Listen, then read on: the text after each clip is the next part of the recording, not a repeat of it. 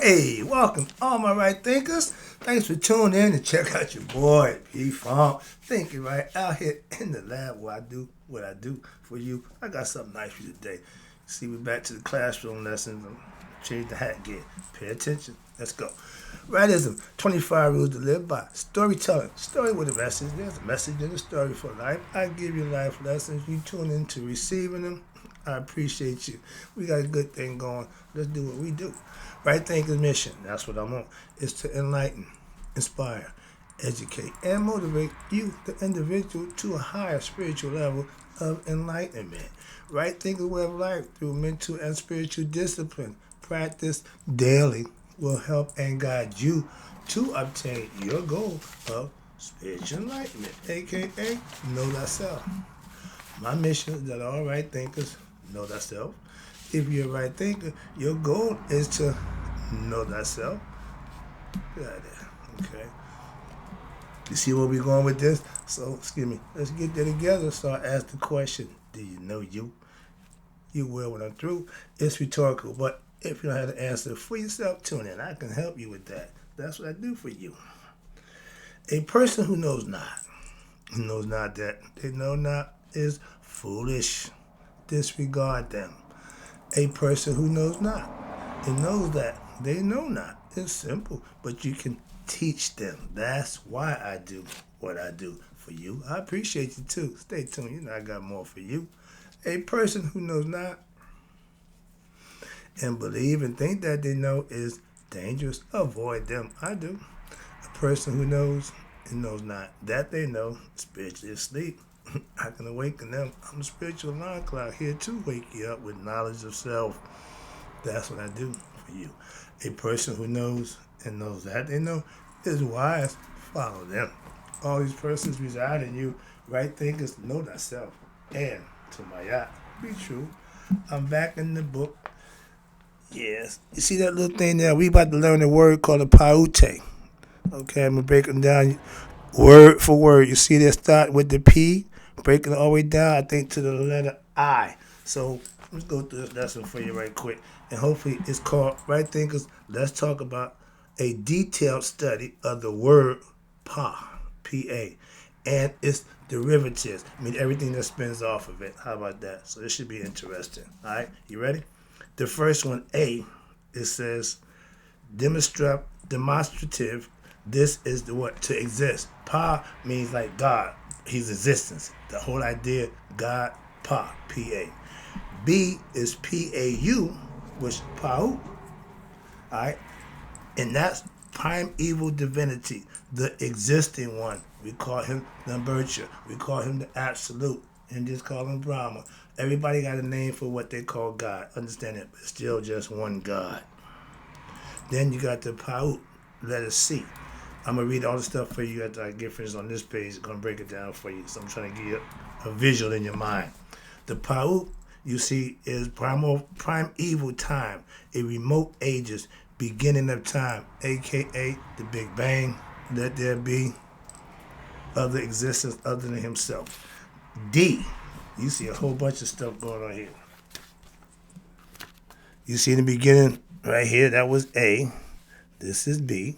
Now we down here to C. We get into D. Got a whole bunch of stuff here. Okay, I'm not fluent in the hieroglyphics, so I don't know what that means. I ain't got time for that, but there's a bunch of them. Birds with wings and birds with chicks. A whole bunch of stuff going on there. All right, I do know my P sign down there, but the P-A-U-T, that means matter, stuff, substance, components, which make up something, which makes something else. Excuse me. Those are the elements of nature that we getting around to it. They breaking God down for you and breaking it to the simple form, from the simple form to the most complicated, and then back again. Hopefully you get to understand it. Right now we bringing God to existence. Now with E, we just did D. E is not too many stuff, but you see at the bottom it's a man. Okay, you see at most the end of them, you'll see an individual sitting down right here. You see him again down here where I'm coming up to now. Okay, that means he's in time of existence. Okay, but you see here at the bottom it said paute, the P-A-U-T. That's paut. That's stuff, substance, components, elements, creation. We call it nature or universe. Okay. E is Pauti, P-A-U-T-I, and that's the primeval God. The primeval who what? Who self-created. I don't want to hear about somebody making us in some lab. I can, if you're gonna give me a story that I got to, believe, or give me something that's I can agree to, I'm not with that. They come, nah, I'm not sparing. I'm not buying that. Simple as that. That's what you selling. Go to the next house. Well, I ain't buying that. Simple as that. I'll take my Egyptian philosophy. So, the primeval God, primeval divinity who self-created, and through that dual form, Maya, to what? To rulership of Upper and Lower Egypt. We are Egypt. Upper, lower. Get the concept? And a lot of people, I hear people teach us, I break it down, try to get you understanding. And I'm listening, okay, that's fine, but you are Egypt. And that name comes from the Greeks. Okay, we're commissions. Okay, commit, whatever, how you want to say it. But Egypt is the name that they gave us. Another lesson. But we again, we acquiescing. We're going to take that name. I'm an Egyptian. It gets worse. So moving on, but that's the whole concept, the physical body, upper and lower. The idea is to gravitate to the upper. And now you got the F, the Pautayu, P-A-U-T-I-U. U means what? Plural. Primeval divinity with what? Male or female derivatives. Okay, determinative, excuse me. And source of all what? Multiplicity, creation. Again, by himself. He pleasured himself. From that point on, creation came out in what you call duality, pairs. That represents Maya. That means you can't have one without the other. We ain't got but one God. Ain't gonna be no more. Everything comes from that one. Whatever you conjure up, whatever you, don't change the fact that there's only one God. Moving on, I ain't got time for that. Trying to get this lesson out the way. Hopefully get the message across, understanding about the Paute. You hear me say that all the time, but it represents the God and goddess, the forces of nature, elements, nature, all that. Now, let's get to F. The Paiteu, that's the primeval divinity, which duality. Now you got male and female. You need male and female to further create. The only one that creates from himself is God. Pa. And everything after that needs to come together. That's all understandable. That's all not superstition. It's a fact. Two men can't make a baby. Two women can't make a baby. A man and a woman have to come together to what? Procreate. That's human. Okay? Spirit don't need that. Human beings do. And the human spirit needs humans to occupy a body. Excuse me. Okay? So let's go. I hope you're getting to understand. This is a lesson. Alright, next page I'll just show you. Now you see here, the sign for God was like a flag. You see that right there? Those are signs, the Trinity. And from Trinity, you got the 9. I'm going to break that down for you right there, and then I'm going to read this to you and break it all down. Hopefully you get a better understanding. Hope it's getting across. This is school time. We're in class right now. Hope you learn this lesson. That's what it's about. He ain't ranting. I'm teaching. Let's go. The Paut, we got that one. Now then you go to G. That's the Paut, spelled P-A-U-T, or spelled P-A-T. And it means Paute, or Pa in Neteru. That means company of what? God and goddesses. More than one. Say the U is plural. Okay. Now H. You got 9 flags, and it represents the company of the 9 God and goddesses from nature. Remember, Shu, Tefnut, Geb, Nut, Asar, Aset, Set, Nephthys, and Haru. That's the 9. And they all got individual flags because they're all aspects of your character, and they're all God and goddesses in their own rights. This is the lesson. Now you get down to I. I is the Pa, P-A-U, or the Pa'ut, P-A-U-T. That means what? Human beings, men and women. It's the spirit that's in them. Okay? And the ancient Egyptians, they had words and symbols that related to the company of God and goddesses. They spoke in symbols. This is the symbol for a group of tribes. This is the king where it is. Why? He's the perfect being. He knows himself. That's why. And he was able to what? Give instructions. Okay? Another philosophy concept. But now the ancients used the company of God and goddesses, the Pauti, to indicate several important mystical teachings. Now we get into the part. Let's go. The root of the ancient Egyptian word paute, starting with, is pa. I showed you the first letter, P-A. I showed you the picture at the A discriminant. It means to exist. That's it. First part, pa, just exist. Now you're going to build off of that. Thus, creation is now endowed with what? The quality of existence. Sorry. As opposed to what? Non-existent. The new non-existent. Why? Ain't nothing going on. Once he said he raised up out there, stood on my yacht, and commanded, let there be light. Now we in time and space. So now he added to what? The U, that's the picture B, and the Pau is to what? The existence of progression in the world and creation and process. It means the primeval divinity, okay, the source of creation. Again, Pa. Pau, which is the C, and D, now is the next evolution of the word, stretching it out, the PAU meaning primeval time. Hello. And the very substance out of which everything is created is what? The one and the same. The sun came out of God. Simple. Paute is the next expression of Pa. Watch this. And it has what? Two major meanings. What are they? It refers to the primeval divinity or the divine self, God. Okay? Picture E, the Paute, Pau, P-A-U-T-I-U, that refers to the Paute, but in a plural. Again, always the U means like the S for us. They use the U to mean that. And watch this, but it's plural as well, as being what? A gender. Gender means it's either this or it's that. It can either be male or female. Nothing else. Moving on. That's nature.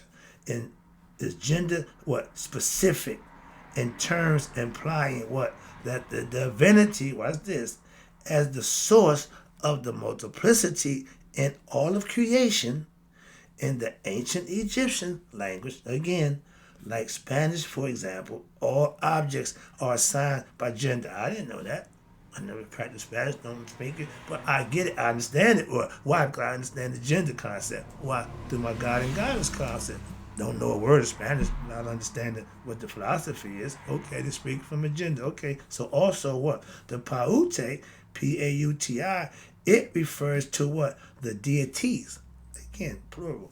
Who what? Watch this. Who composed the company of gods and goddesses, which in picture G and H at the bottom we saw that it was the company of gods, meaning men, and Pautet, meaning women. If it's a T, it's pretty much the female. And also it refers to, you ready? Actual living beings, especially what? Human beings. They had this all figured out. Quick joke. God went to the doctor, he had some problem with jump downstairs. So Doc said, okay, put it, let me turn around. I said, okay, put it out, drop your pants.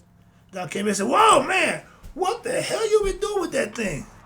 He said, well, Doc, I stick it in beans. He said, what kind of beans? Human being, Doc.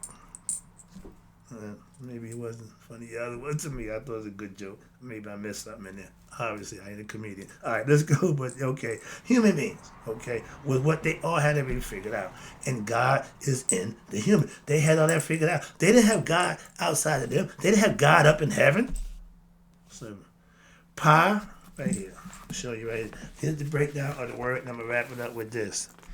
See, it says, Pa, P-A by itself, Pau by itself, Paute by itself. See all the breakdown? So I'm going to break them down for you right quick as we go.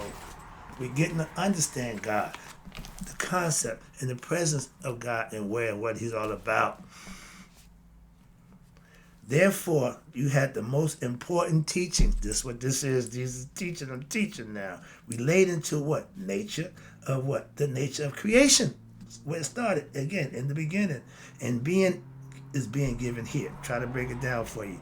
The gods and the goddesses of creation are not separate principles or entities. What are they? They are in reality one and the same as the primeval divinity in which they all emanate, just with different purposes and reasons. They are expressions, again, of who? The divine self, God, the one. However, there you go, there's always a however.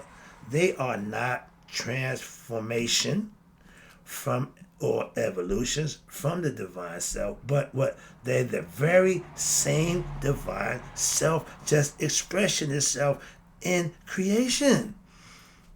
He's thinking, he's manipulating everything. So even though God is, and they're referred to as what? A primordial deity who did something a long time ago or set into motion various things, in reality, God and creation are one and the same. I say that to try to emphasize, don't separate God. Moving on. From creation or man, we are all one. And Ra, who represents God in the Anuian philosophy, is the God of primeval time. According to them, it'll change to Ptah, it'll change to Amun, depending on where you are. And it becomes somebody else if you go over to India. It becomes somebody else if you go to China. So it don't make a difference what you call them. That's my point. And from primeval time, as well as what? As the gods and goddesses of creation, which sustain it what? All the time. God don't stop. God don't rest. Why? It's constantly moving. Why? Moving on. Another lesson. Now, with this understanding, and that's the whole point, to get you to understand, it should be clear and to see that God is not distant or aloof or outside of you. Observing creation from afar. Put a pin right here for a second. And you hear me say, I don't do a belief system. I don't do any religion because all religions say that God is outside of man. I don't subscribe to that theory, that philosophy, or the belief. Understand that. And that's why. I just read it for you. I'm trying to get you to understand. I don't make these things up. I know. I just understand certain things. I just live by those things that I understand and what I know to be. I ain't got to go with what I believe or what you believe. Believe what you want. So, moving on. Oh, but you know. Yeah, I do. And don't get offended when I tell you I know and I know you don't. That's not my problem. It's yours. But you believe you know. Okay, I can't help you. See? You're going to try to impress me with your belief. That's a waste of your time. Moving on. I impress you with what I know. Or try to teach you what I know. Not impress you, but just teach you what I know. Not try to impress you with what I believe. Moving on. Hope that takes care of that. Now, the divine self is the very basis of creation again and is in every part of it at all times. This is why the term Pa Netter. He's in his creation, which is nature, which is even us. Neteru, it comes down again back to us. And Neteru are also used to describe who? The divine. Pa Netter means, again, the supreme being, and Neteru means the gods and goddesses. Also, the word Neteru refers to creation itself again. So Neteru emanates from the Netter, which is creation, and creation is metal, air. Creation, sorry about Mr. Level. Creation is nothing but what? God, who what? Who has assumed what? Various forms, or Neteru, which we look at as nature, trees. God is in trees, cake, bread, human beings, ding, ding, ding, ding, ding, right there. God is in human beings.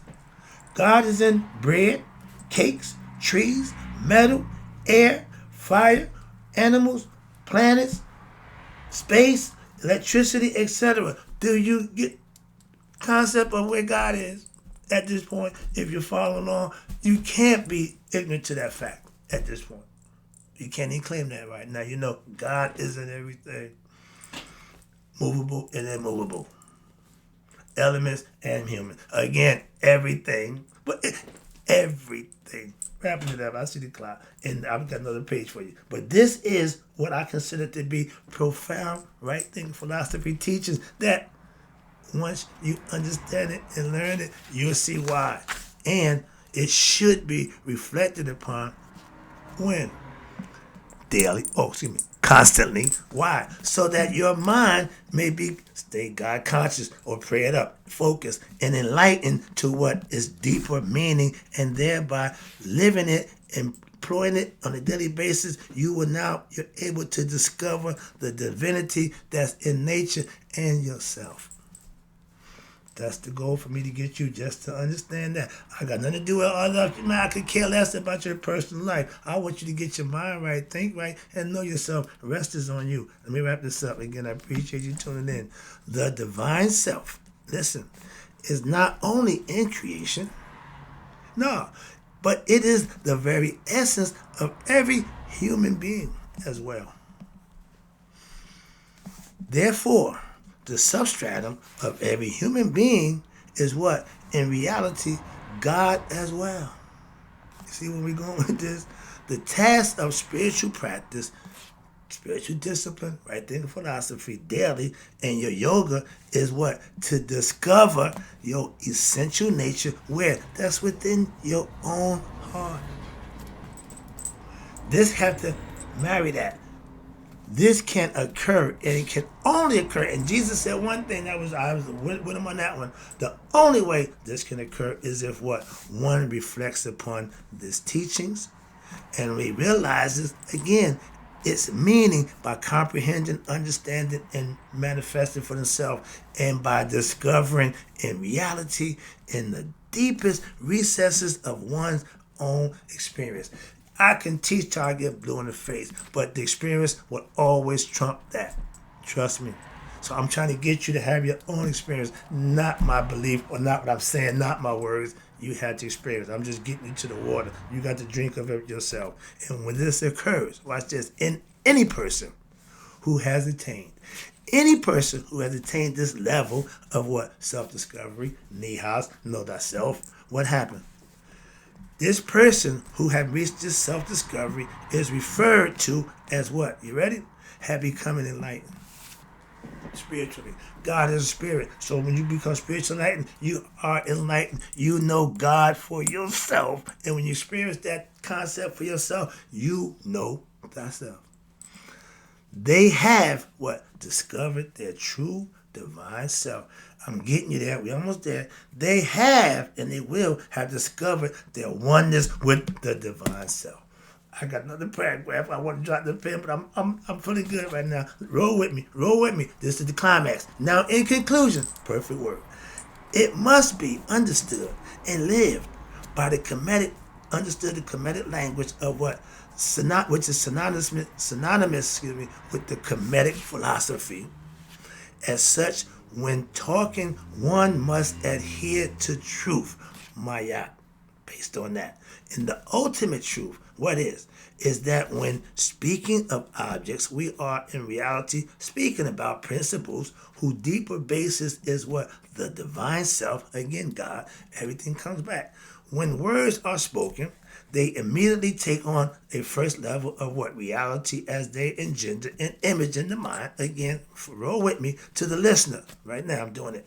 When a listener acts upon listening, the speech takes on now a reality in your physical plane, and therefore that means you don't put it to use. You're going to manifest it for yourself. It ain't just a thought. It ain't just what you heard. Now you're going to start using it. I'm excited. And therefore the speech is a reflection of an idea from somebody else, a concept that I give it to you, and physical reality, and things, the concept, physical reality, by putting it to use is what? Is a reflection of the speech.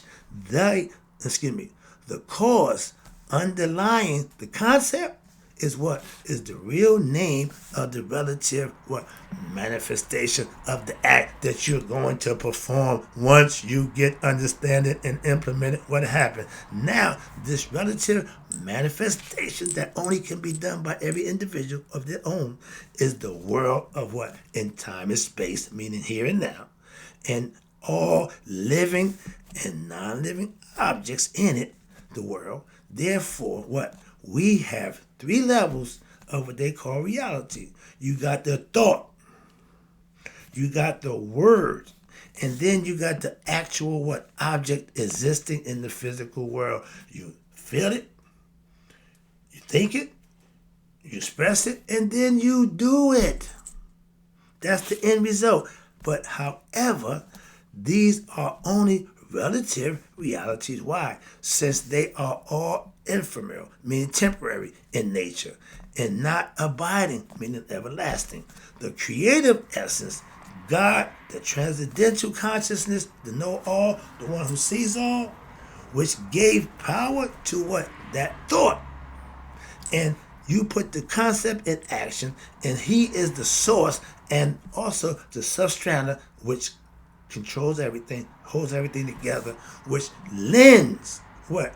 Temporary reality to what? The projection, aka the thought, the word, but you are the actual object who performs what? That thought and that word to make it manifest for yourself, aka reality. Hope you learned the lesson. Hope you understood it. To go with to get you to know God, who He is, where He is, and how He operates within you. Now you can take control of that situation and be your best self. More so, know thyself. That's a lesson. In closing, right thinkers, may you all live to be 100, 100 miles a day. So I never know that my right thinkers who know themselves and God have passed away.